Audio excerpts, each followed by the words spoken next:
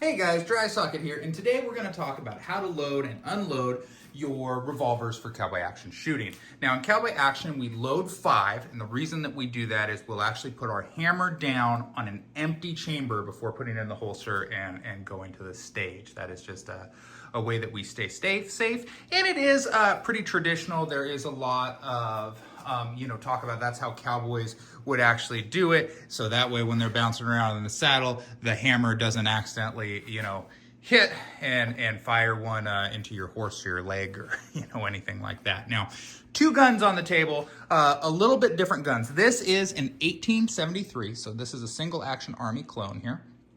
And this other gun is a Vaquero. This is the Ruger new model Vaquero. And they have one main difference in loading and unloading between the 2 of them, and that is how you free the cylinder. For the 1873, you bring to the half cock position, and then when you open the gate here, you can go ahead and spin the cylinder. By contrast, with the Ruger, you do not have to do anything with the hammer. You just open that gate, and there we go. This gun has been slicked up a little bit more than that gun there. But that opens up, and then when you're ready to go, you close here. When you're ready to go here, you close, and then you're gonna have to bring the hammer down, such like that.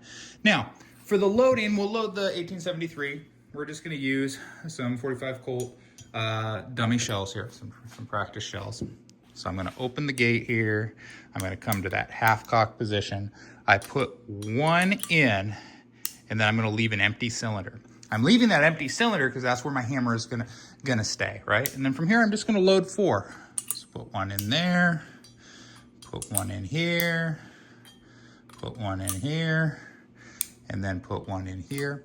I'm gonna close my gate. Now I don't know how well you can see this, but if I look in here, I can see that if I pull back, my next, where this hammer is gonna come down, is on that empty cylinder. And it's gonna go right in the holster, right like that. I'll then come up to the stage, I'll fire 1, 2, 3, 4, 5. This rifle is done, and you'll see now that that hammer is down on a spent cartridge, and it can go in my holster, or if it is the last station, it can go back on the table like that, and then I take it to the unloading table. When I go to the unloading table process, it's pretty much the same. I'm gonna do that half cock, I'm gonna open the gate, and then I'm gonna drop out 2, there's my empty 3, 4, and 5. I will then show this to someone at the unloading table, and this is called clearing the gun, and they're gonna verify that it's empty. They're gonna tell me it's clear. I'm gonna close the gate, but I can't put it in the holster until I've got it right there. And that is loading and unloading of the 1873. The Vaquero, little bit different. I like this because it's less steps. So I've opened the gate, right? And then from here, it's the same. My cylinder is free, so I go 1 in there, I skip 1, and then I'm gonna go 2, 3, 4, and 5.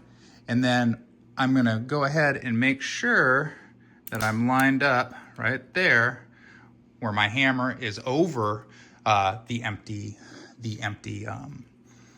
chamber there. If I rotated it too far, now I'm over a live round, and that is what we would be a safety violation. That's not how we're allowed to stage. So I'm gonna spin it around here. Now, something that you might see at the loading table, and something that I will do from time to time, is after I get my bullets in, I'll give it a spin like that.